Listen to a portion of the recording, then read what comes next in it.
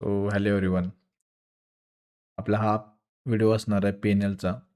P-N-L statement आपण याच्यामध्ये पूर्ण दाखवणार आहे एका मंथचं, जुलै महिन्याचं. आणि त्या पूर्ण पी-एन-एल स्टेटमेंटमध्ये आपले जे ट्रेडिंग डेज झालेत, त्याच्यामध्ये आपण काय मिस्टेक केल्या किंवा कोणते ट्रेड घेतले, ते आपण सगळे याच्यामध्ये बघणार आहे. जर तुम्हाला वेळ नसेल तर व्हिडिओ सेव्ह करून ठेवा. परत नंतर बघा. पण स्किप करू नका. याच्यामध्ये थोडंफार तर तुम्हाला काही शिकायला मिळेलच. काही रिस्क रिवॉर्ड रेशो मॅनेज केला असेल किंवा सायकॉलॉजी मॅनेज केली असेल, तर तुम्हाला सगळ्या गोष्टी थोडं बघायला भेटतील. तर वेळ न घालवता आपण डायरेक्ट व्हिडिओला सुरुवात करू. डायरेक्ट आपण बघूया आपलं पी-एन-एल पहिलं स्टेटमेंट. हे धनचं अकाउंट आहे आपलं. आणि या धनच्या अकाउंटमध्ये आपल्याला इथं तुम्हाला दिसत असेल, रिफ्रेश करून दाखवतो. ठीक आहे. तर ह्याच्यामध्ये बघूया बॅक मंथ.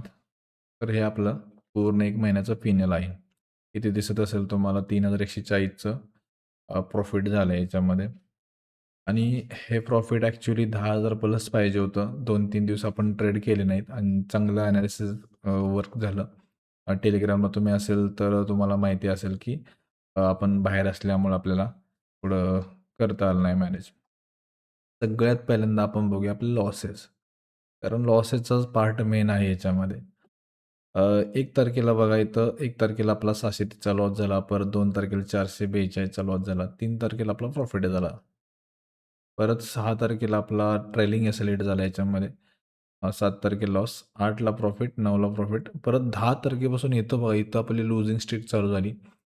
10 तारखेपासून हा पूर्ण आठवडा म्हणजे एक जवळ-जवळ 6 दिवस आणि जवळपास 14 तारखेला आपण 2 ट्रेड केले. दोन्ही ट्रेडमध्ये स्टॉप लॉस हिट झाले. म्हणजे इथून इथपर्यंत जवळ आपण 7 ट्रेड केले या 6 दिवसामध्ये. 7 ट्रेड स्टॉप लॉस हिट झाले. याच्यामध्ये काय होतं माहिती आहे का? आपला माइंडसेट जो आहे तो पूर्ण खराब होतो. आणि त्याच्यानंतर आपलं कंट्रोल राहत नाही. ओव्हर ट्रेडिंग होते आणि इथं कुठेतरी 17व्या किंवा 20व्या दिवशी आपला मोठा लॉस होतो.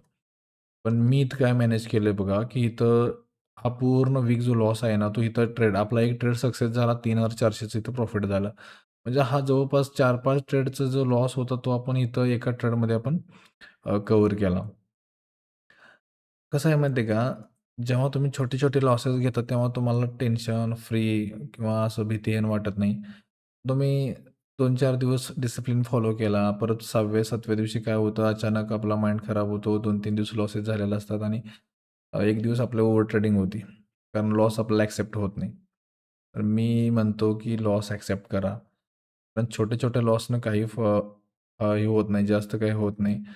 आपला एक मोठा लॉस झाला का आपला पूर्ण माइंडसेट, पूर्ण सायकॉलॉजी आपली खराब होते आणि तिथून पुढं आपलं अकाउंट पूर्ण खाली येतं.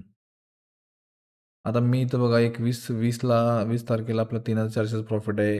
परत 21ला कॉस्ट आहे. इथून परत 2 दिवस कॉस्ट आहे.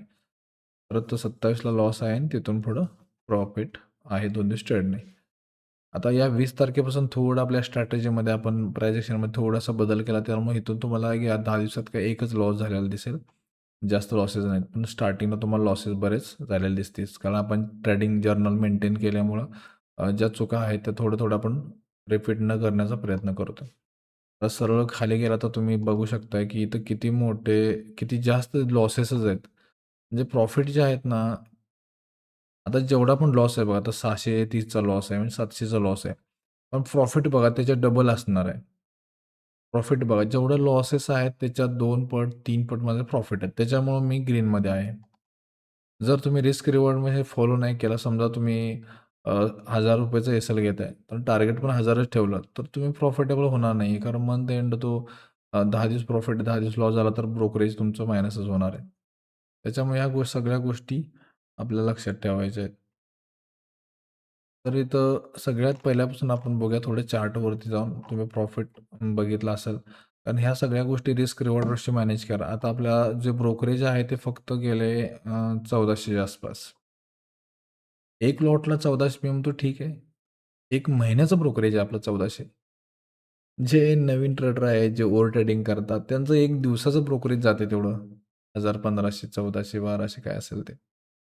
आपला जो ब्रोकरेज गेलाय तो फक्त ₹1400 पूर्ण मंथचा गेलाय. आपण 1 लॉटनं ट्रेड केलाय. जेव्हा आपल्या स्ट्रॅटेजीमध्ये बदल होईल, अपडेट होईल. त्यानंतर आपण जसं-जसं प्रॉफिटमध्ये येईल तसं आपण लॉट साईज वाढवूया. त्याच्याबद्दल काही मत नाही माझं. मी फक्त स्टार्टिंग आहे माझं. बघूया आपण नेक्स्टमध्ये काय-काय होते. आता ज्या आपण इथं ह्या ज्या चुका एक एक वीकमध्ये जो लॉस केला ना, त्याच्या काही चुका आहेत ना, त्या मिस्टेक आहेत, कोणता ट्रेड घेतला आपण ते पण जाऊन बघूया चार्टवरती. आता आपण हा चार्टवरती आलोय. जवळपास आपण इथून आपण सुरुवात करू. इथून आपण ट्रेडिंगला सुरुवात केली या लेव्हलपासून. 5 मिनिट टाईम फ्रेमवरती येतो मी परत आणि डायरेक्ट आपण 1 तारखेला जाऊया इथे. 1 तारीख इथं. आता इथे बघा आपला स्टॉप लॉस हिट झालाय. बरोबर. आता ह्या लेव्हलचा एक रेझिस्टन्स होता. आपण जो ट्रेड घेतला तो कोणता लिक्विडिटी बेस्ड ट्रेड होता ट्रॅप सेटअपचा 1 तारखेला. इथं ट्रॅप झाला मार्केटनं या लेव्हलपर्यंत फॉल करायला पाहिजे होतं पण केलं नाही या लेव्हलपर्यंत. माझा अंदाज होता की या लेव्हलपर्यंत मार्केट येईल एक ट्रॅप सेटअप बनवून. पण मार्केटचा थोडासा ट्रेंड चेंज असल्यामुळं आणि मार्केटमध्ये बाईंग स्ट्राँग असल्यामुळं हा तिथं साईडवेज झाला. त्याच्यामुळे आपला इथं स्टॉप लॉस हिट झाला. त्याच्यामुळे 2 तारखेला पण बघा 2 तारखेला आपला लिक्विडिटीचं या लेव्हलचं तुम्ही टेलिग्रामला असेल तर तुमच्या लक्षात येईल आपण कोणती लेव्हल दिली होती. या लेव्हलच्या वरती आपल्याला इथे बाय करायचं होतं. पण आपल्याला लिक्विडिटी प्रॉपर स्वीप झाली नसल्यामुळं आपण हा ट्रेड अव्हॉइड केला आणि इथे कुठेतरी आपण सेन्सेक्सची एक्सपायरी बहुतेक होती त्या दिवशी. आपण इथं शॉर्ट साईडला ट्रेड घेतला. तो आपला स्टॉप लॉस झाला. ॲक्च्युअली अप ट्रेंडमध्ये आपण निगेटिव्ह ट्रेड घेतला. त्याच्यामुळे आपला स्टॉप लॉस हिट झाला. त्याच्यानंतर बघा इथं आपला प्रॉफिट झाला 3 तारखेला. तुम्ही बघू शकता इथे आपला 1600च्या आसपासचा प्रॉफिट झाला. तर ट्रेड हा कोणता होता? डबल बॉटमचा ट्रॅप सेटअप होता. हे आपण बॉटम केलता आणि डबल ट्रॅप याचा अर्थ कसं होतं? इथून अप साईडला जातं मार्केट, बायर्स लाईन वेट करतं, परत बायरचे स्टॉप लॉस घेते, परत अप साईडला जातं. अपला साईडला जातं. आता जिथे ज्यांचे स्टॉप लॉस इथं ह्या लेव्हलला हिट झालेले असतात ना, ह्या लेव्हलला वरती, इथे ज्यांचे स्टॉप लॉस हिट झाले ती जेव्हा ही कॅन्डल बनते तेव्हा स्टॉप लॉस हिट करून बनलेली असते. तेव्हा ते रिएंट्री परत इथे घेतात आणि परत ह्या लेव्हलच्या खाली स्टॉप लॉस ठेवतात. त्याच्यामुळे त्यांचा स्टॉप लॉस परत गेला मार्केट डाउन साईडला जातं. परत ह्या लेव्हल लोची, ह्या लोची लिक्विडिटी गेला डाउन साईडला येतं म्हणून आपण हा ट्रेड घेतला होता. मार्केटला समजून घेऊन ट्रेड करणं तरच समजून घेऊन ट्रेड केलं तर तुम्ही 100% प्रॉफिटमध्ये येणार. त्याबद्दल काही माझं मत नाही. पण इथे एंट्री घेतली होती हे आपलं टार्गेट होतं. पण ॲक्च्युअली आपण या लेव्हलमध्ये बाहेर पडलो 1600 आसपासचं प्रॉफिट घेऊन. होल्ड केला तर आपलं 2,000-2,500चं प्रॉफिट झालं असतं. नेक्स्ट आपण 6 तारखेला ट्रेड घेतला. 6 तारखेला 588चं प्रॉफिट. आता इथं मिस्टेक काय झाली बघा. मिस्टेक हे झाली इथं की हा रेझिस्टन्स होता आपला या लेव्हलचा. ठीक आहे. आता इथं मार्केट थांबले. मार्केट थांबले 5, 10, 15, 20 मिनिटं थांबलं मार्केट. सगळ्या इथून ब्रेकआउट देऊन बाय ऑर्डर्स कलेक्ट केल्या मार्केटनं आणि सगळे स्टॉप लॉस या लेव्हलला लागले आणि जेव्हा सगळ्यांचे स्टॉप लॉस हिट केले, तेव्हा मार्केट परत अप साईडला निघालं तर आपली या लेव्हलला अप साईडला एंट्री होती इथे. इथे एंट्री होती, टार्गेटही चांगलं होतं. पण हे काय झालं मार्केटमध्ये, मार्केट थांबत, थांबत, थांबत चाललं. आणि थांबल्यामुळं काय झालं, आपण काय केलं, इथं स्टॉप लॉस हिट व्हायला नको आपण एस-एल ट्रेल केला, जो की या या लेव्हलवरती परत या लेव्हलवरती आपण एस-एल ट्रेल केला. आणि इथे बघा, एक लेव्हल अशी होती इथं, आपण स्टार्टिंगला या लेव्हलला आपलं चांगलं प्रॉफिट दिसत होतं. आणि इथून आपण थोडंसं रिव्हर्स आल्यानंतर परत अप साईडला गेलं आणि आपण एस-एल इथून खाली इथं ठेवला. आता इथं थांबल्यामुळे काय झालं ऑप्शन डिके झाला आणि आपल्या या स्पाइकमध्ये आपला इथे स्टॉप लॉस हिट झाला. मार्केट परत अप साईडला गेलं. त्याच्यामुळे आपल्याला 588चं प्रॉफिट बघायला मिळालं. त्याच्यानंतर 7 तारखेला बघा, जो की हा एम पॅटर्न होता इथे. हे बघू शकता इथे एम पॅटर्न असा. एम पॅटर्नमध्ये काय झाला विषय, एम पॅटर्नमध्ये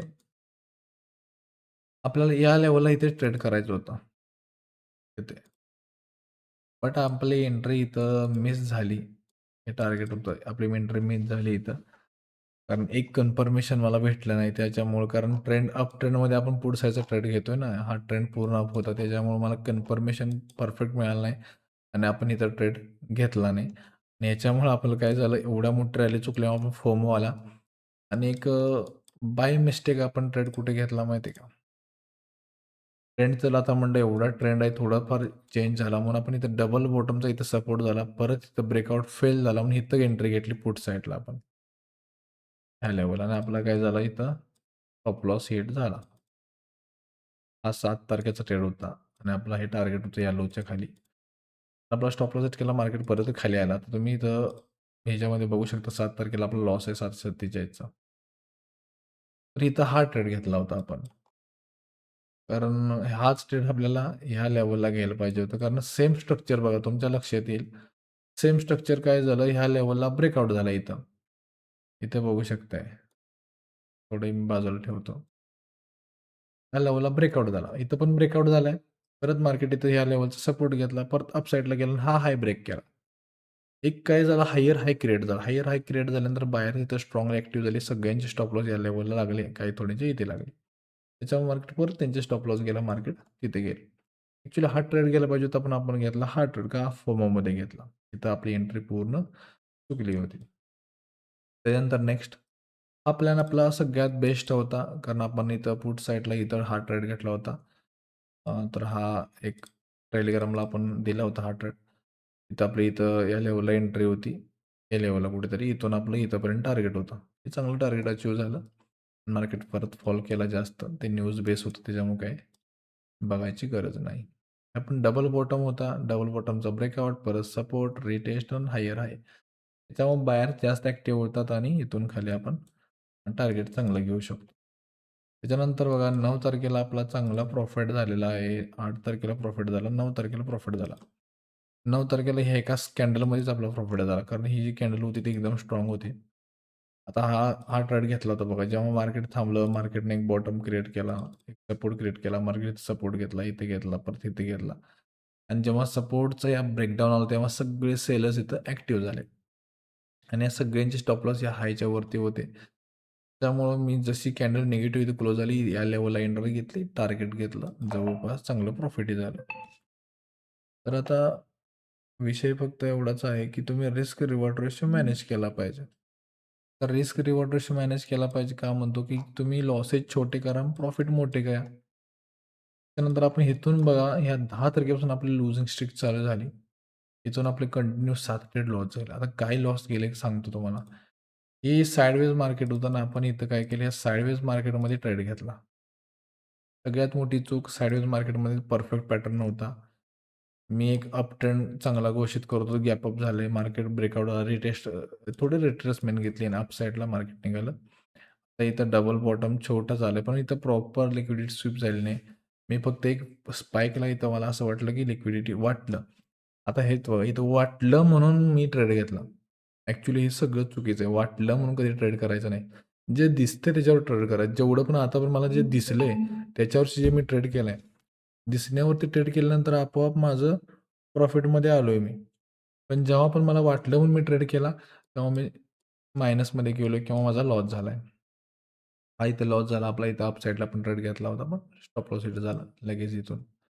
त्याच्यानंतर 13 तारखेला आपण ट्रेड घेतला, जो की आपल्याला एकतर या सपोर्टच्या लेव्हलला घ्यायला पाहिजे होता. ॲक्चुअली तो प्रॉपर नव्हता. एकतर हा दिवस पूर्ण अव्हॉइड करायला पाहिजे होता.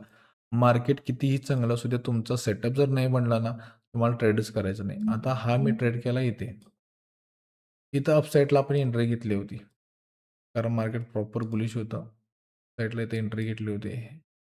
हा आपला स्टॉप लॉस होता. जवळ-जवळ 13 तारखेचा ट्रेड आहे आपला. हा इथं बघू शकता आपण 643चा लॉस केला. आता इथं लॉस केलाय का केलाय? तर रेझिस्टन्सला आपण बाय केला एंट्री. हा चुकीचा ट्रेड होता. ॲक्चुअली सेटअप जरी झाला तरी एंट्री घ्यायला नाही पाहिजे होती. आता इथे एंट्री काय घेतली? परफेक्ट मार्केट थांबलं नव्हतं. हा ट्रेड मी कोणत्या डायरेक्शनचा घेतला होता? तुम्हाला दाखवतो मी इथं बॅक साईडला थोडं इथेच आहे बघा. इथं रेझिस्टन्स होता. थोडा ब्रेकआउट दिला, मार्केट थांबलं, परत एक फॉल केला, अप साईडला निघाला. सेम ट्रेड मी इथं फाइंड केला. थोडा प्रॉफिटमध्ये गेला, पण आपला थोडं तिथून येऊन रिव्हर्स सिलेक्ट झाला. कारण ऑलरेडी काय झालं, मार्केट रेझिस्टन्सवरतीच होतं. त्याच्यामुळं हा एक्सेलेरेट झालं. त्याच्यानंतर नेक्स्ट बघूया 14 तारखेला काय झालं बघा. 14 तारखेला आपला डे ब्रेकआउट स्ट्रॅटेजी होती.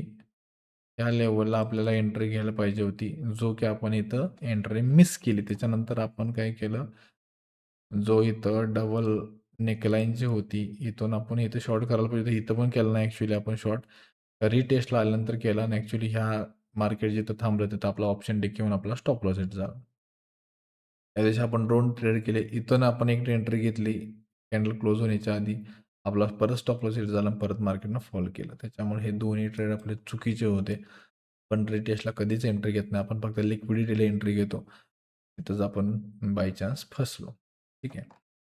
परत 15 तारखेला बघूया आपण. व्हिडिओ मोठा होणार आहे त्याच्यामुळं थोडं तुम्ही बघू शकताय, थांबवू शकताय. ठीक आहे. त्याच्यानंतर आपण काय केलं, ह्या लेव्हलला इथे लिक्विडिटी स्वीप झाली म्हणून एंट्री घेतली. थोडा प्रॉफिट चांगला दिसलाही, पण परत रिव्हर्स येऊन आपला स्टॉप लॉस हिट झाला. आता असे बरेच ट्रेड आहेत, ज्याच्यामध्ये मी थोडं-थोडं अपडेट करत चाललोय. इथं आपला लिक्विडिटी स्वीपचा सेटअप झाला. अप साइडला आपण टार्गेट या लेव्हलचं होतं, पण थोडं टार्गेट मिस करून आपण मार्केट डाउन साइडला आलं. त्याच्यानंतर परत बघा इथं डे हाय, डे ब्रेकआउट स्ट्रॅटेजी फेल झाली आपली. म्हणजे ब्रेकआउट फेल झाला आणि आपण इथं डाउन साइडला एंट्री केलं पाहिजे होतं. ॲक्च्युअली इथं मी नव्हतो. त्याच्यामुळे आपण एंट्री कुठेतरी इथं ब्रेकआउटला या नेकलाईनच्या ब्रेकआउटला एंट्री घेतली आणि हा रिटेस्टला जेव्हा गेला तेव्हा आपला एस-एल हिट झाला आणि मार्केटनं चांगला फॉल दिला. थोडा मोठा. आता इथे काय झालं बघा, सगळ्यात मजेदार गोष्ट म्हणजे 17 तारखेची. एवढं चांगलं मार्केट असून आपण 17 तारीख कुठे गेली, इथं लॉस केला 825चा. तर का लॉस केला? कारण 10 तारखेपासून आपण लगातार लॉस करतोय आणि त्याचं रिएक्शन इथं झालं मला. तिथं मग आपला ट्रॅप सेटअपची स्ट्रॅटेजी चांगला ट्रॅप सेटअप बनला होता डाउन साइडला. जो की डाउन साइडला आपण एंट्री इथं घेतली सुद्धा, स्टॉप लॉस हिट झाला नाही आपला आणि आपण इथं चांगलं टार्गेटही भेटलं असतं. पण आपण हे 3-4 कॅन्डल ज्या मार्केटमध्ये थांबल्या, त्या थांबल्यामुळं मला कुठेतरी डाऊट आला, की मार्केटमध्ये चांगली बायिंग आहे आणि आपण मार्केट ट्रॅप होऊ शकतो म्हणून. इथं ॲक्च्युअली ऑलरेडी इथं बायर्स ट्रॅप झाले होते. या लेव्हलपर्यंत मार्केट येणं अपेक्षित होतं, पण आलंही सुद्धा. पण आपण इथं सायकॉलॉजी आपली खराब झाली आणि आपण ट्रेड तर मॅन्युअली 2-3 कॅन्डल थांबल्यानंतर ऑप्शन डीकेवरून एक्झिट मारला. एक्झिट मारल्यानंतर आपल्याला चांगलं टार्गेट मिळालं. हा सगळ्यात खराब दिवस होता आपला. त्याच्यानंतर 20 तारखेला बघा सगळ्यात मोठा प्रॉफिट झाला आपला डेचा ब्रेकआउट स्ट्रॅटेजीचा. इथून आपली अपसाईडला एंट्री होती. या लेव्हलला आपण एक्झिट केला ट्रेड. तर सिंपल आहे, मस्त मार्केट होतं, पण आपण थोड्या काही चुका ज्या झाल्या आपल्या त्या अपडेट आपण करू. आणि नेक्स्ट व्हिडिओमध्ये तुम्हाला मी एक स्ट्रॅटेजी सांगणार आहे. तुम्ही आत्ताच चॅनलला आपल्या सबस्क्राईब करा. डे ब्रेकआउट स्ट्रॅटेजी आहेत, त्यात काय क्रायटेरिया असणार आहे, कोणत्या ट्रेंडमध्ये आपण कोणता ट्रेड घ्यायचा आहे, सगळं थोडंफार माहिती जे माझ्याकडे जे नॉलेज आहे ते मी तुम्हाला सांगणार आहे. तर आता जास्त व्हिडिओ मोठा होतोय त्याच्यामुळं आपण इथंच कुठेतरी थांबूया आणि नेक्स्ट व्हिडिओमध्ये आपण ब्रेकआउट स्ट्रॅटेजी किंवा वेगवेगळ्या कोणत्या तरी ज्या माझं जे नॉलेज आहे ते तुम्हाला मी एकदम फ्रीमध्ये शेअर करणार आहे. सध्या तर फ्री आहे. व्यवस्थित बघा, घ्या नॉलेज. ओके. तर भेटूया नेक्स्ट व्हिडिओमध्ये. Thank you.